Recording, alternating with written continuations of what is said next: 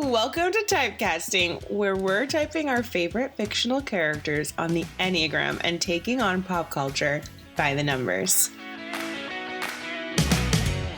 Welcome to the 75th annual Hunger Games. May the odds be ever in your favor. The Court to Quell!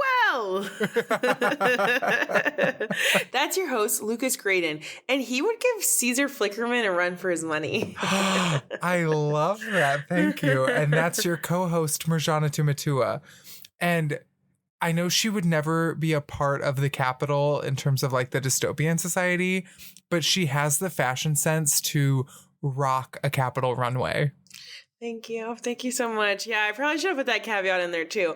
I think though, like anyone who's worn the Capitol would have a hard time not being in the Capitol. I think, yes, very like Cinna vibes where like he like participates in like his own way to support the rebellion, even though he was like born into that society and like is a designer for the games, but he still like supports Katniss and like helps her. Absolutely. I love Cinna. Him. This is what I was going to say right before we started recording. Rewatching the movies for this is just reigniting my love. I'm really sad that I did not give myself enough time to watch all 4 movies because I had to just watch clips from some of the later movies.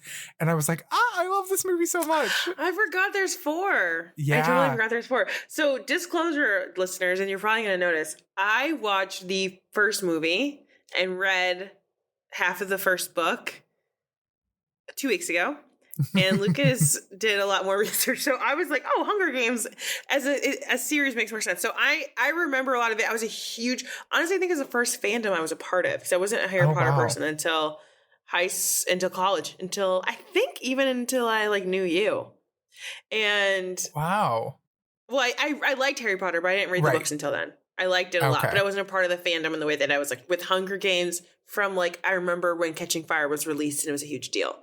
And so anyway, I'm really excited to talk through these characters, but I will say, Lucas, and we talked about this off mic a little bit.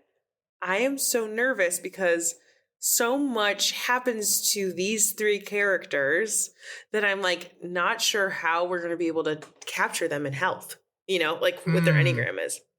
Interesting. Okay. Yes. I will say I watched the first movie. I watched a lot of Catching Fire. And then a lot of my memories when I was thinking about defining moments for these characters do come from like the later half, like Mockingjay and Catching Fire. Catching Fire has also been my favorite of the series, like since it first came out. So I think that's where a lot of my memories and stuff come from too. So I have never cried as hard as I did during Catching Fire. Like to this day, I read a lot, and that is the most I've ever cried. Yeah. What part? Spoiler-filled podcast. Yeah. Finnick got me. Like he dies in Mockingjay. Spoilers. Oh man, maybe it was Mockingjay then. Because it's so sad, and I remember being terrified of it in the movie. Mags? Are you thinking about Mags? I'm thinking about Mags. Yeah, I'm thinking about Mags. Sorry, everyone. But yes. Finnick talks in the about sewers. it. Yes. Yes. And that's where it made me cry. Thanks for being on this journey with me. Of course. But yes, it was the Mags thing. And Finnick, when he does, I mean, that was like super hard, but he'd already been through so much that I remember thinking like he was at peace. But yeah, I remember like, yeah. Oh gosh. What a terrible book. And just like, even the epilogue, like I was rewatching the epilogue and just like seeing where these characters end up, but also like just thinking about the journey that they go on and the characters that don't make it. I'm getting very emotional. I think we should hop right into it. Okay. So why don't you go ahead and introduce our very first character today? Oh my goodness. Katniss Everdeen. Katniss is so iconic, and she is, I mean, like, we were just talking about this last week. Like, does Jennifer Lawrence overshadow Katniss Everdeen? I think just barely. And I think it's like the pizza comments that like got her eclipsed Katniss. Right. But Katniss is our protagonist in the Hunger Games series. We follow her throughout from her first time, her sister's first Hunger Games and we see her volunteer to take place of her sister, and it's very moving, very powerful. And she's like a really provider of her family, and she cares a lot, but cares differently than others.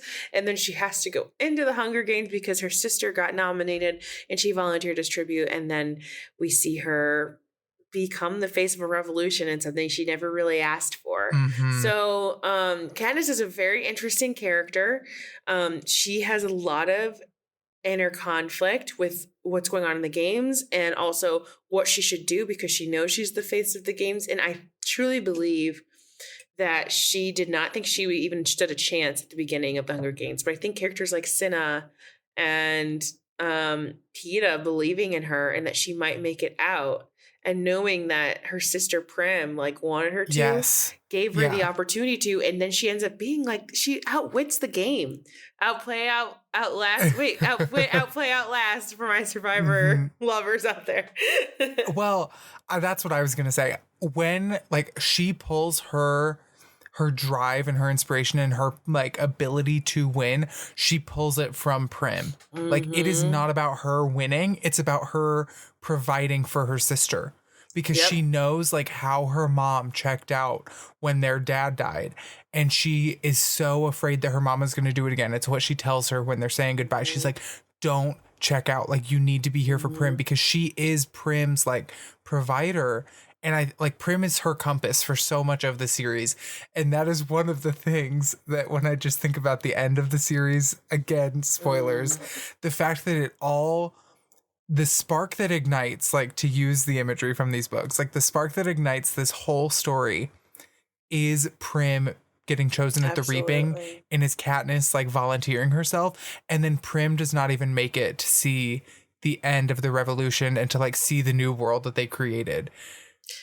It's tragic. It's so tragic. And it was, I think, brilliant. Like to be like, I think like it was really hard to read. And I remember when I first read it, I was just so angry because it's like, it was all for nothing.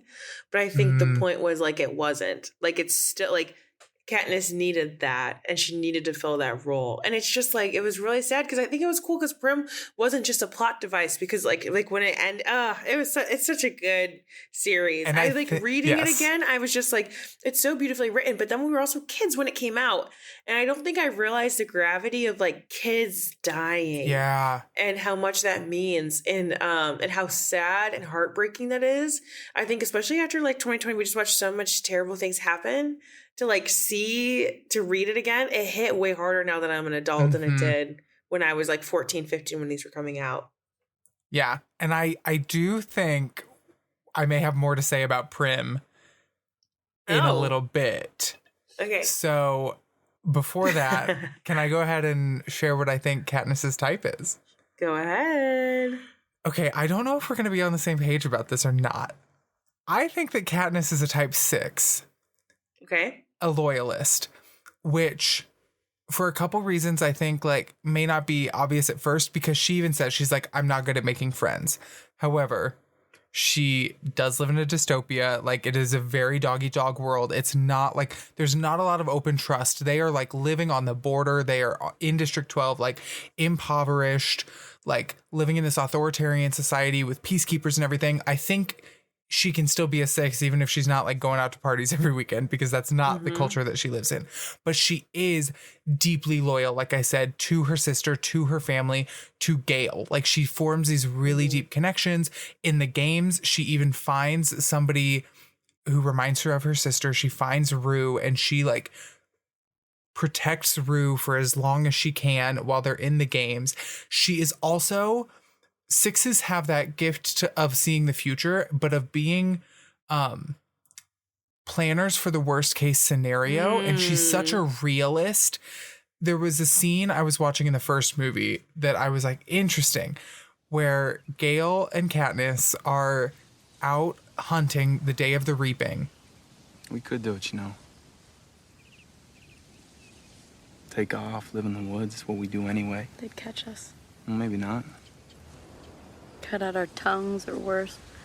We wouldn't make it 5 miles. No, I'd get 5 miles. I'd go that way. I have Prim, and you have your brothers. They can come too. Prim in the woods. Or maybe not. I'm never having kids. No, I might. If I didn't live here. But you do live here. I know, but if I did.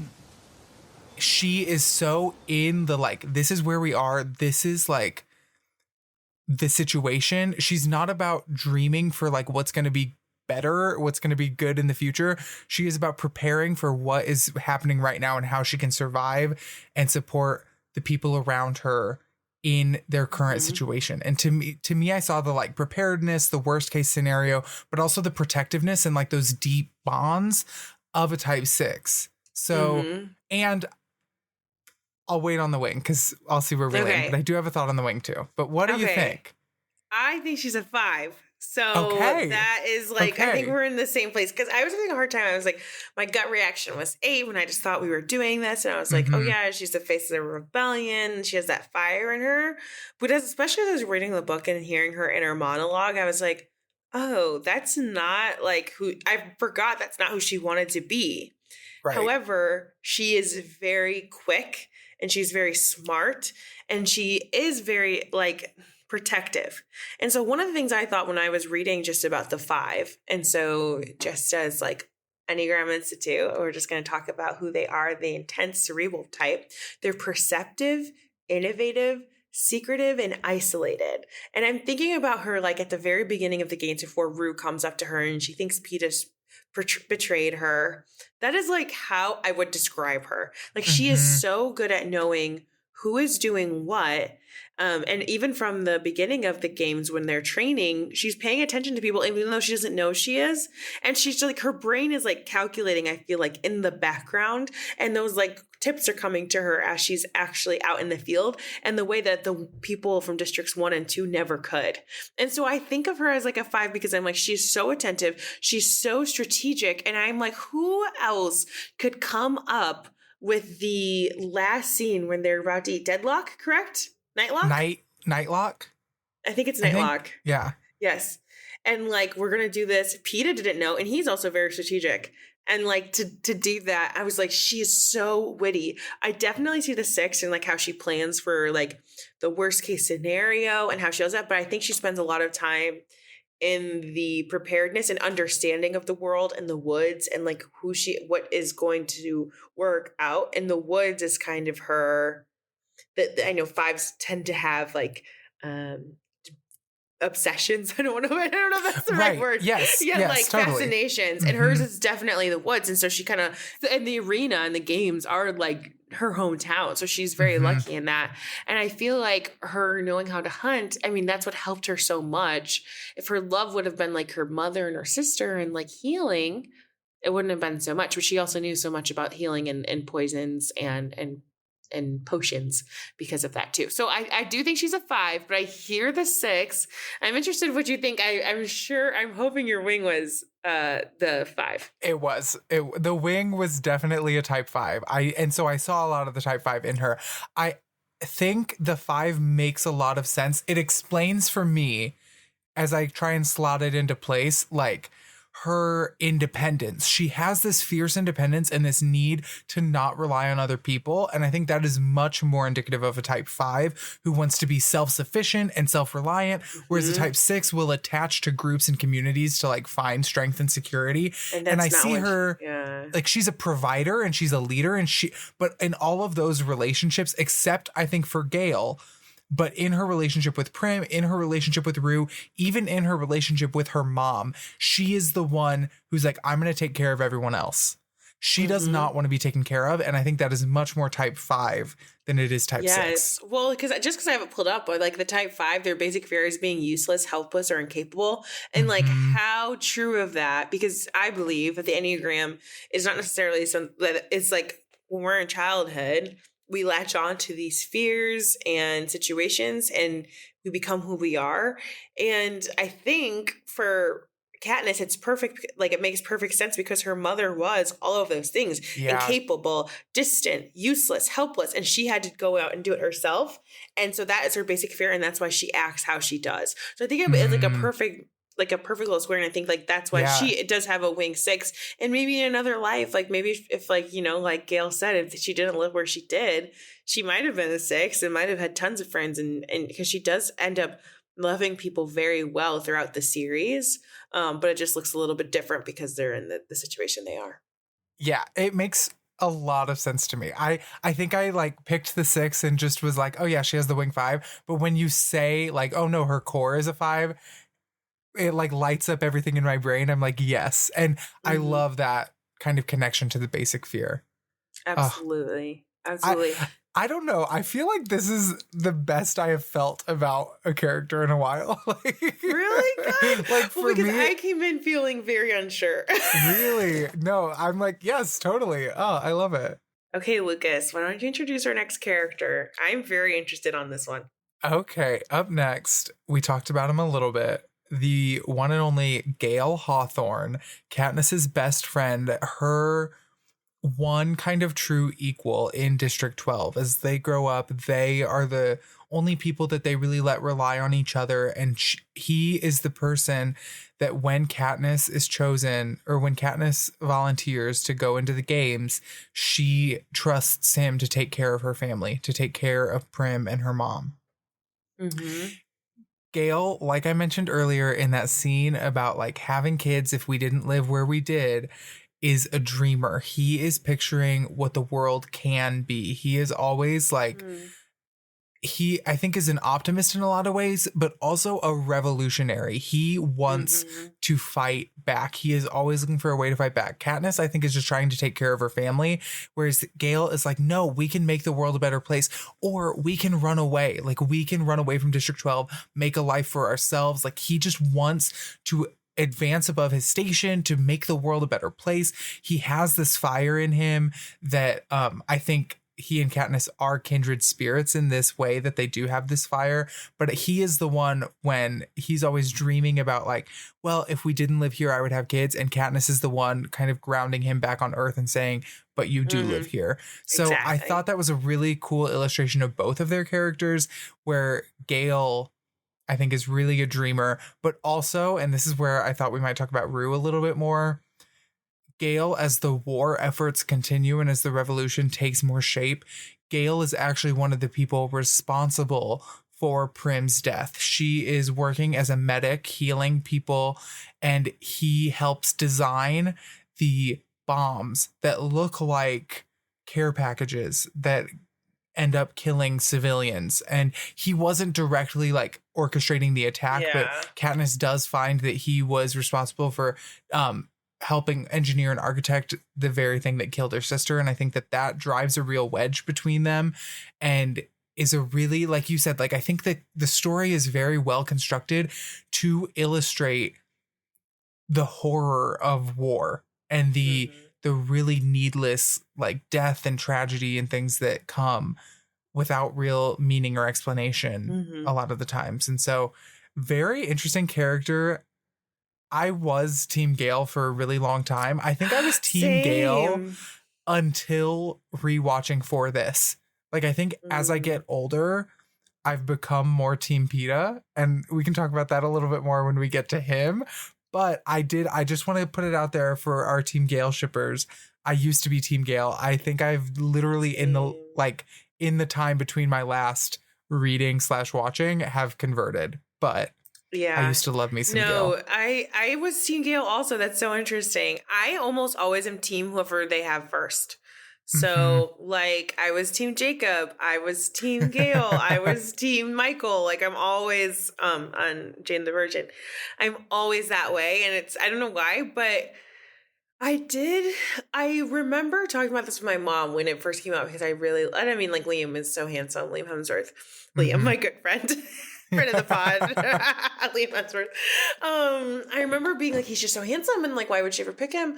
And I think my mom was just like, if she never grew and she never left, but she saw too much to not pick Peeta, and they went through too much. Because I was like, she's so compatible with Gale, and she was like, well, not anymore. Like think of the whole world they saw, and like, I did understand. I mean, all of the last book, I was just very conflicted on like why he was being so like almost aggressive and like not, he just had a really challenging time with empathy.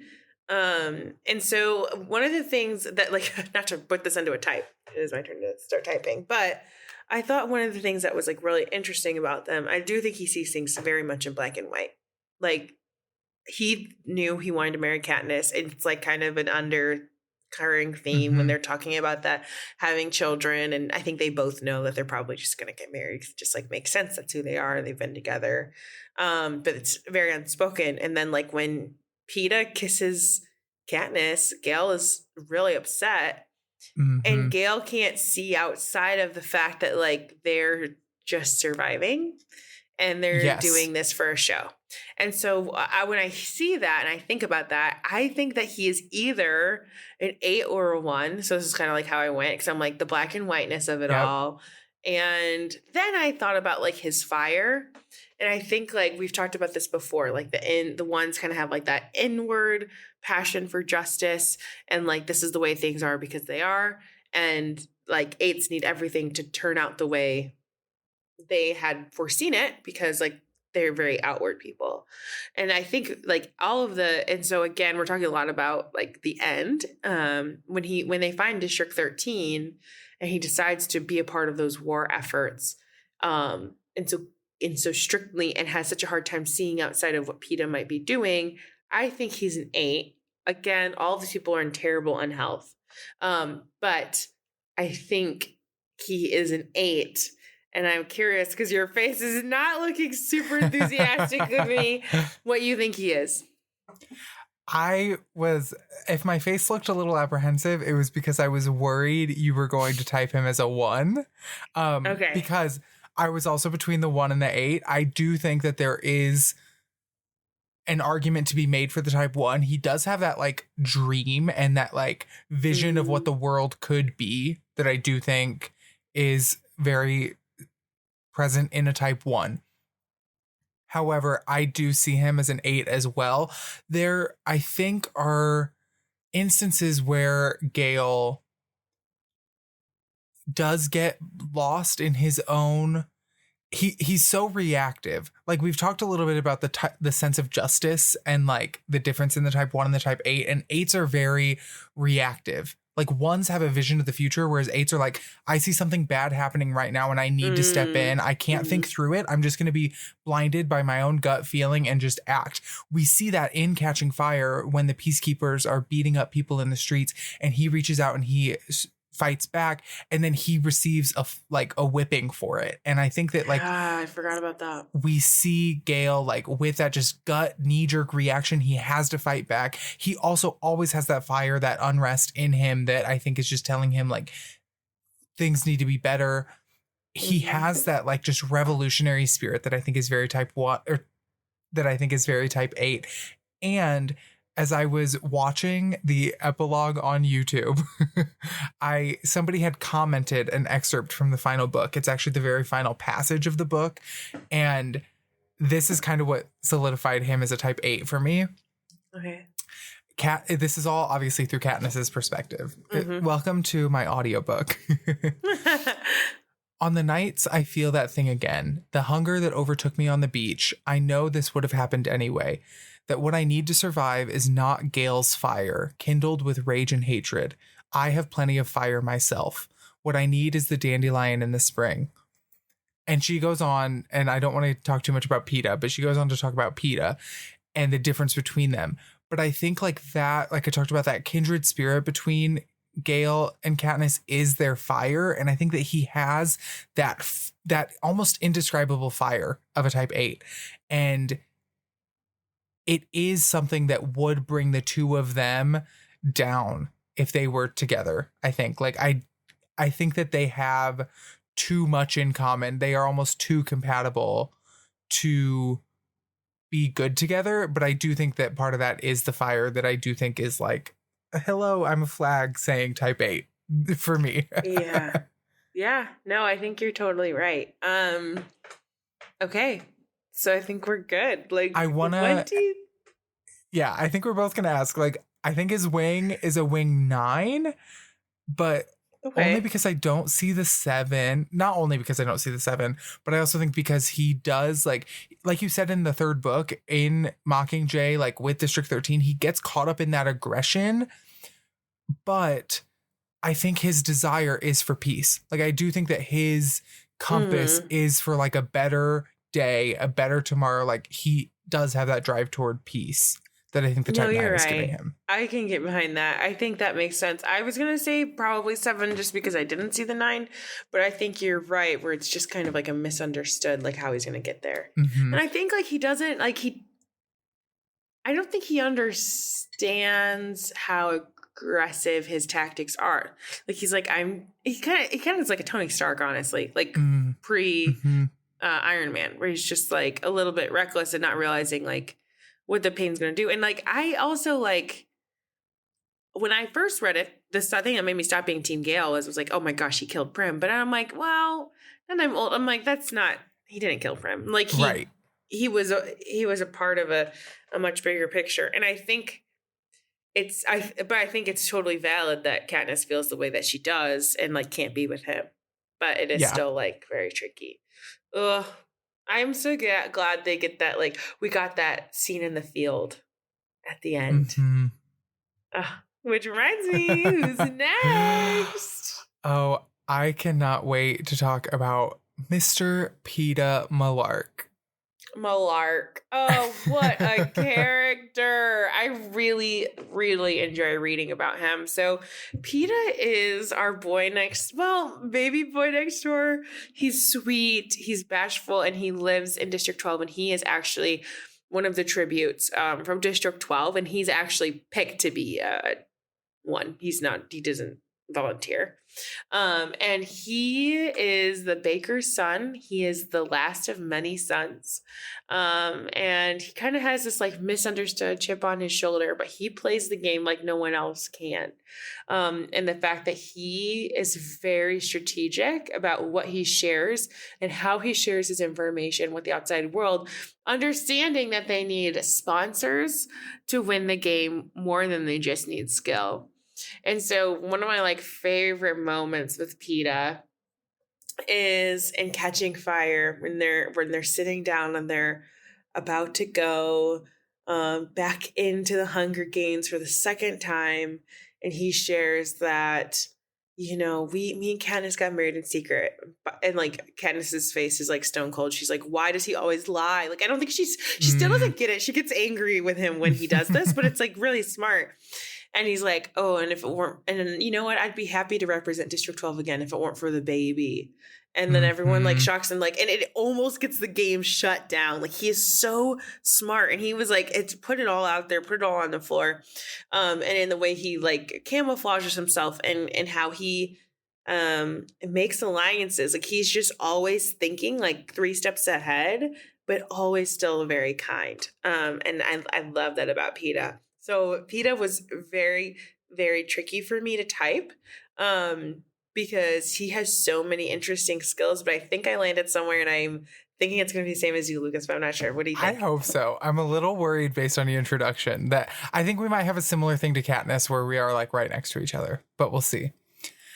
I think that Peeta is a type 2. I think he is a helper.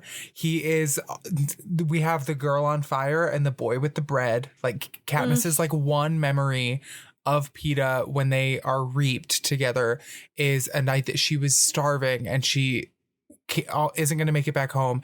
And he purposely burns a loaf of bread. And then because it can't be sold, he tosses it to Katniss out in the back. And then he's beaten for it, for burning the bread. And he, like, from that young age, before he even knows her, is just like has this heart for helping people. And I do think I refrained from the wing earlier, but I do think he has a wing 3. I think that he has the skill set of a type 3 once he is in this very high stress, high stakes situation. And Haymitch tells him, like, you need to be liked, like, you need to get sponsors. He's like, okay, I know how to do that. Like, I know I'm going to wave on the train coming in. And Haymitch says, like, you could learn from him because Peeta knows how to play the game and how to make friends and influence people. But that whole time, he's not doing it for himself. His mom tells him when he is saying goodbye to her, District 12 might finally have a victor. And he knows that his mom is not talking about him. And he spends his whole time in the games from the moment they are reaped. He spends his whole time trying to help Katniss win. He is like giving this light that he has like accumulated in this goodwill. And he shares it with Katniss by saying that he has a crush on her and saying that he like, there's this girl back home that he's always wanted to ask out, but he can't because she came here with him. And even though he's lying, or he may not be, but he's playing the game and he's doing it to help Katniss. Like Haymitch says, like he made you desirable, and he spends his time in the games. Like he befriends the careers and he like becomes a part of their team to help them hunt Katniss. But the whole time he's actually trying to protect Katniss and to keep her safe. And I don't think he sees himself as the main character or his own main priority. Like he doesn't take care of himself when he can take care of other people. And all of that for me, I see a 2 with a strong wing 3 that is like his toolkit. But he's doing it all to help other people. So I think he's a 2. It sounded to me like you might think he's a 3. So what do you think? Actually came down writing 2, but then I was talking about it and I was like, wait, is he a 3? So I figured. Okay, yes. So, but I agree with you. I think the 3 does. I think 3's keep. I do think he's a 2 wing 3 because I think he is selfless. Like in all of the times he is cunning and all of the times he is being manipulative. Honestly, it's to protect Katniss, like more than himself. And I think you're totally right in the fact that when he was saying District 12 might finally have a winner about Katniss, his mom said that. I took it, Katniss and myself, the first time I read it, thought he was being mean and jealous and spiteful. However, what he's saying is the reason I'm putting all of my eggs in your basket is because you could win and I never could. And that is really beautiful. I love him. Like it's weird. I just wish I loved him from the beginning because I regret the time I could have like been loving him, you know? Well, and that whole scene reminded me of like he also doesn't see his own strengths. Katniss is the one who has to say like Peeta is strong. He can toss a 100-pound sack of flour. Like he doesn't see his own, like his mom doesn't. And I think this may be one of the reasons as we're talking about like childhood, like development, and his parents don't value him. And so I don't think he often sees the value in himself in the way that 2s like always place value in other people and like don't always see themselves as like valuable or like know how to ask for help or like to voice their own needs. Like, I don't think he was given an environment as a kid to voice his own needs. And I think that we see that like progress into his development as an adult into a type 2. Absolutely. Good. I love it. I think we're on the same page. I love when we're on the same page. I'm really glad we landed there with Peeta because I don't know if you remember this. And I wrote down when I first started typing Peeta, I was like, is this cheating? Because all the way back before season 1, we had a little crash course episode and we had picked different example characters for each of the types. And we used Peeta as an example for the type 2. And I was like, I'm not going to like, I don't want to just be like, well, we already said he's a 2, so he has to be. But I was a little worried. I was like, okay, I really hope we were right. I think we just pulled it from like, we found an article of like the Enneagram types of 99 different fictional characters. And we like used those. So I'm glad that we were able to like close the loop. I am too. Oh gosh, I did it. I'm so glad we ended up there. And like I said, until I was like saying it out loud, I was like, wait, do I think he's a 3? Like I knew he was a 2. He's such like an obvious 2, but I was like, oh, he has a good 3 quality too. And I think sometimes we're like, are they good or are they bad? And that gets a 2 or 3, and that's what I was like trying to defend. But I'm like, it doesn't mean he's not good if he would have been a 3. Of course, Also, I kind of want to finish that quote now because it's still like up in my notes about Katniss talking about like, what I need to survive is not Gale's fire, kindled with rage and hatred. I have plenty of fire myself. What I need is the dandelion in the spring, the bright yellow that means rebirth instead of destruction, the promise that life can go on no matter how bad our losses, that it can be good again. And only Peeta can give me that. And like, Peeta, I love you. Beautiful. And some of that like redefining of their relationship for me, because I was not a fan of the ending at first. I was like, ugh, she ended up with Peeta. But I think as I have grown up and learned more about like trauma bonds and the way that like what they went through together, nobody else can understand. And like they can only rely on each other. And I think they have that kinship with Haymitch too.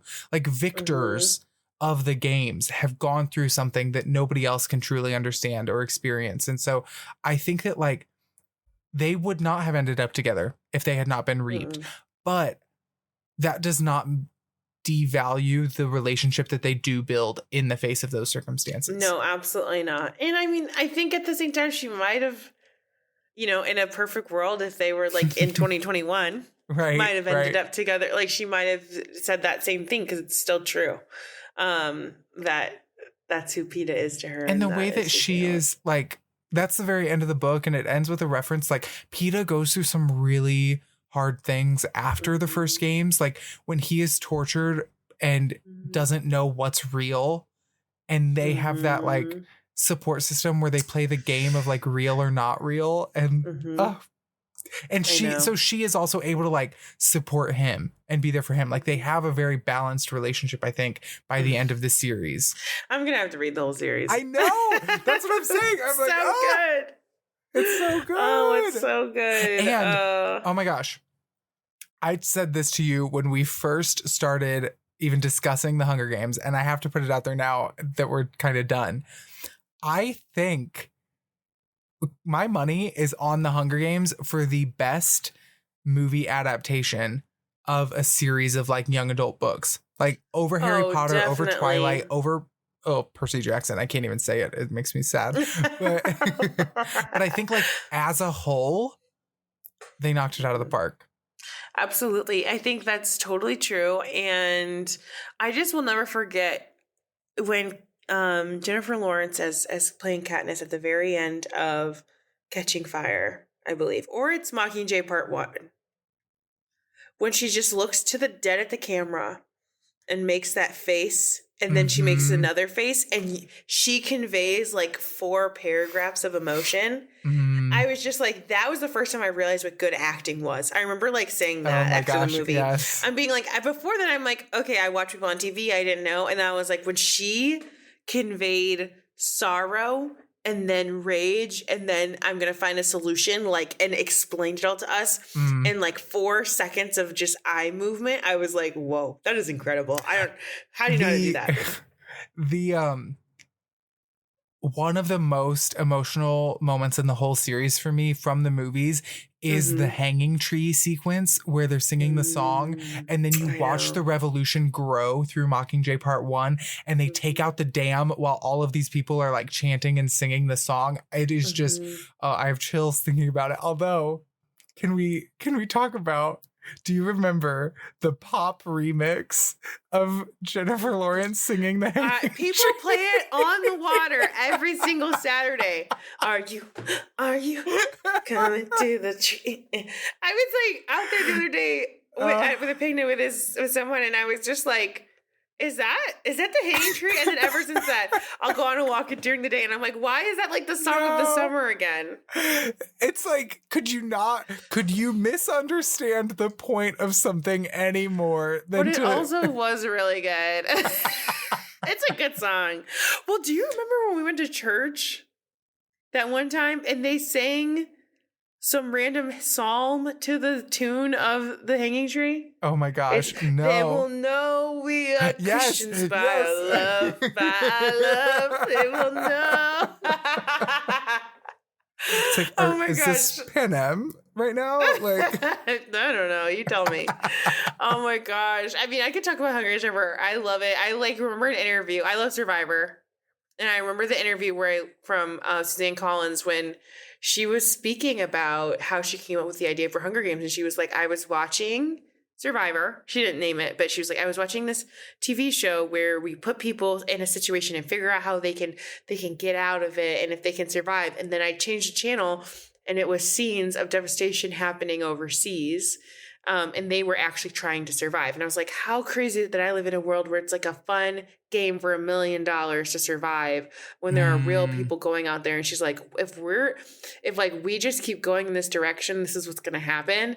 And I just think that's so like amazing and so thought provoking in a very similar way with like Margaret Atwood and how she was like, yes, she said nothing in her book has not actually happened in real life. That's how she made it all real. In Handmaid's Tale, everything that has happened, she just strung them together. Great. Authors are amazing. We've been tangenting for so long, but I love you. I love this podcast. And I love talking about Hunger Games. And I am so excited. Next week, we are doing the one that I have been waiting for since the very beginning. You're right, because I started rewatching at the beginning of this season, and I finished it like twice over. And we put it at the very end because we wanted to go out with a bang. Because, spoiler alert, we are approaching the season 2 finale of Typecasting. I know. Can you believe it? I cannot. We are only 2 weeks away. Mark your calendars. Big party. Next, the season 2 finale is live on the Instagram. Yes, the season 2 finale is in 2 weeks on July 13th. And for these next 2 weeks, we are going to be talking about Avatar: The Last Airbender. Not to be confused with my favorite Christmas movie, Avatar. Or Pandora's the terrible live action movie, The Last Airbender. No, I know. Did you? We'll talk offline. So some crazy things are coming out about the Netflix series, people. Some crazy things. So next week, we are going to be talking about the original gang, Aang, Sokka, and Katara. Oh yeah, I just did my fire stance. Oh, I'm a waterbender. Okay, we'll talk about it more next week. Okay, can't wait. Talk to you soon. Bye. Bye. Thank you for listening to Typecasting. Follow us on Twitter, Instagram, and TikTok at TypecastingPod, where you can vote in our weekly polls. Leave a review and be sure to join us next week when we take on more pop culture by the numbers.